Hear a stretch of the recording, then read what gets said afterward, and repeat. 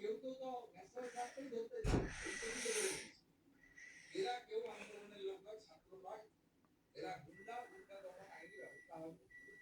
গতকাল বিধানসভায় যা বলেছিল আমরা শুনি মুখ্যমন্ত্রী কি বলছেন। এবার আমার বক্তব্য হচ্ছে পরিষ্কারভাবে এই ককরোচ জনতা পার্টি পশ্চিমবঙ্গ চ্যাপ্টারে বেশ কিছু মানুষ ঢোকার চেষ্টা করছেন একটা অরাজক অবস্থা তৈরি তৃণমূলটা করতে পারছে এবং তৃণমূল নেতাদের সঙ্গভঙ্গ এবং তৃণমূলের নিজে মিছিল হতে করছে এবং ইতিমধ্যে সংবাদপত্র বেরোতে শুরু করছে কোন নেতা কে কাছে বেরোচ্ছে মিডিয়াগুলো দাঁড়িয়ে রয়েছে কিন্তু রাজাবাজার থেকে যারা ধরা পড়ছে তারা তো বসে থাকে করে নেবেন না।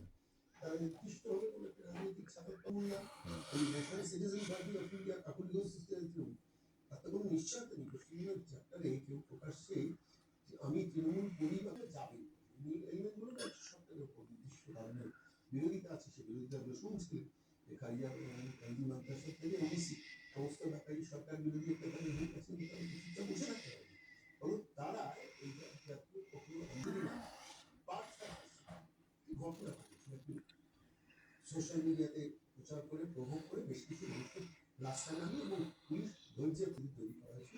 পরবর্তীকালে রাজ্যের মুখ্যমন্ত্রী পরের দিন ছুটে যান এবং ছুটে গিয়ে প্রকাশ্যে সেখানে বলেন যে কোনো পুলিশের গায়ে হাত দিলে যা ব্যবস্থা করবে আমার থেকে খারাপ মুখ্যমন্ত্রী কিন্তু আপনি জেল খাচ্ছেন ফলত সেখানে পরিস্থিতিটা তারপর থেকে কলকাতার ক্যাম্প হতে শুরু করে বা কলকাতার আশেপাশের পরিস্থিতি শান্ত হতে শুরু করে।